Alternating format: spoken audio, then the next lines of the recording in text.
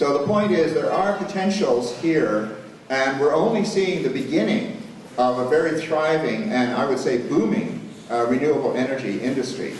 So it seems that if you really want to invest in the future, in sustainability, that's the way to go. Whereas if you want to invest in uncertainty and you'd like to have an increasingly uncertain future, then perhaps you could invest in nuclear power. They're also, by the way, the leading European country in reducing greenhouse gases as well. While they're phasing out nuclear power, they're leading the other European nations in reducing greenhouse gas emissions. And they are also leading in solar electricity and solar heating. Next, please. Now, in Ontario, we have a situation here. You all probably know the story about Pickering A. The Pickering A reactors were shut down in 1997. There were 8 reactors that were shut down, the Pickering A reactors and the Bruce A reactors. The reason they were shut down was because of alarming safety-related maintenance problems. There were actually thousands of safety-related maintenance problems which had not been properly looked after. And the result was that the reactors were operating on the verge of complete unacceptability in terms of safety. They shut the 7 reactors down so that the staff, Ontario Hydro, would have a chance to fix these problems. Then 6 years later, they wanted to restart these reactors. In order to restart the 4 Pickering A reactors, they said it would cost about $800 million, $200 million each, to restart them. Well, it turned out that they were only able to restart one of them, and that was Unit 4, and it took 1.5 years instead of 6 months, and it cost $1.25 billion just to get that one restarted. Then they had an inquiry into it, and they said, well, let's try to restart one more plant, one more Pickering plant, at a cost of $500 million. Let's try and keep it down to $500 million, guys. They brought in that plant at $1 billion, or $900 million. So it was almost $1 billion. That means that they started these 2 reactors at a cost of $2.25 billion after an original cost estimate of $800 million. And they decided to simply write off the other 2. They're not even going to try to restart them. And by the way, the 2 that did restart, they had to be shut down again because there were other problems that developed. And they have been operating at almost half power. One of them is operating at 50% capacity. The other ones were operating at 65% capacity when they were supposed to be running at 85% capacity. So there's a lot of money and a lot of effort and a lot of expertise going into a very disappointing result. Now, what we're facing right now, as was mentioned, is the Pickering B reactors. The Pickering B reactors, a decision has to be made soon by the Ontario government whether to refurbish these reactors, do a complete gutting of the reactors and replacing all the highly radioactive tubes inside the reactor with new tubes. That will cost billions of dollars, or to shut them down permanently and build new reactors to replace them. Those are the 2 options which the government of Ontario is considering. And it's very important that people get involved in this. Because if either one of these decisions are made, it's going to weigh upon our children and our grandchildren for a long time to come. So we have to get involved and ask whether this is really the best way to be going. Is this really a solution to anybody's problem except the problem of the nuclear industry, which is to sell more reactors? They're having trouble doing that. They haven't sold any reactors, you realize, in all of North America for 30 years. The last reactor sale in North America was 1978. So these companies are desperate to build a nuclear reactor somewhere. And in fact, there are 3 reactor contenders that are being looked at. There's the French company Areva, which is currently building a reactor in Finland.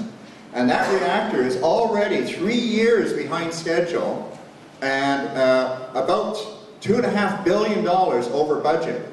These are just overflows on top of the estimated cost, right? So it's not going well. It's not going well for the nuclear industry. The other contender is Atomic Energy of Canada Limited. You've heard some bad news about Atomic Energy of Canada Limited in recent years.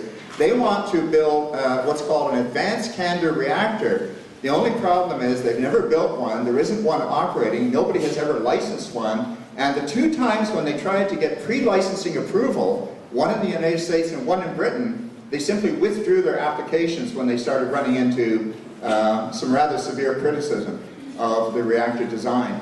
That's what they want to build here in Ontario, these advanced CANDU reactors. Originally, they wanted to build what are called the CANDU 6 reactors. These are reactors that are already operating in Quebec, where I come from, and also in New Brunswick, and also in various other parts of the world, Argentina, South Korea, Romania. This is the export model that AECL has been selling overseas, but they can't build them in Ontario for the simple reason that these reactors are now considered by today's standards to be too unsafe to license. And the Canadian Nuclear Safety Commission has said they will not license a new reactor of this type in Canada. That gives you something to think about. The reason for this is not because of any new developments, but because of new discoveries.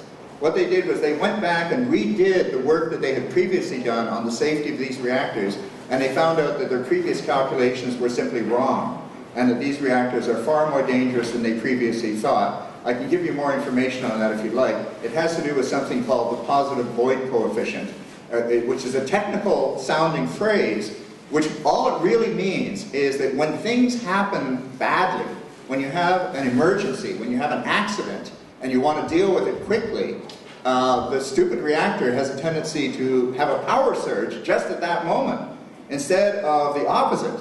The American reactors go the opposite way. They tend to go down in power when you have an accident. The CANDU reactor, which there's only one other reactor type that you would know about that has the same characteristic, and that's the Soviet reactor at Chernobyl.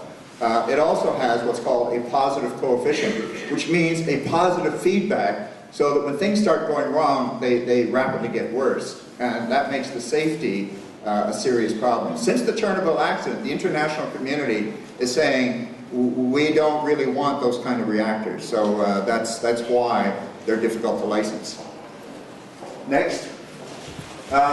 This is a really urgent decision on Pickering B, and I really urge everyone in this room to make a personal commitment to do something on this dossier, because you don't have to be an expert, you don't have to know a lot, you just have to be a citizen and recognize that your rights are very much involved here, and the rights of your children and grandchildren, your fellow citizens. The false choice that's being offered is either we rebuild Pickering B, which will take about 6 years, and that will mean more greenhouse gases in the meantime, or we build new nukes, which will take more than 10 years probably, but at least 10 years. And the consequence of either one of these decisions is going to be increased greenhouse gases, because you're going to have to shut these reactors down to rebuild them, you're going to have to shut them down to replace them, and either way, you're going to get a lot more greenhouse gases as a consequence, either burned here in Ontario or bought from the United States. And this will mostly be probably coal-burning electricity. And also, we will get less renewables. The reason we'll get less renewables is because you just can't spend the same $1 billion twice. You probably noticed this yourself. Once you lay down $1 billion to buy something, you look in your wallet and it's kind of thin.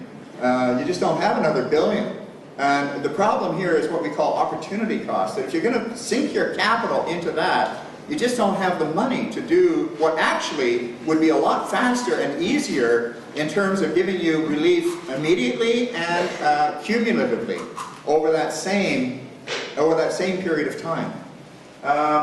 The decision has been delayed from April 2008 to the first quarter of 2009, and as you heard, there's hearings in December. So please get involved. A very good resource, which you can find on the Greenpeace website, is a publication that you can download and print out yourself. It's called Better Never Than Late: The Climate Fallout of Ontario's Nuclear Power Plans. So just take a look at that, and it'll give you a lot of information to go on.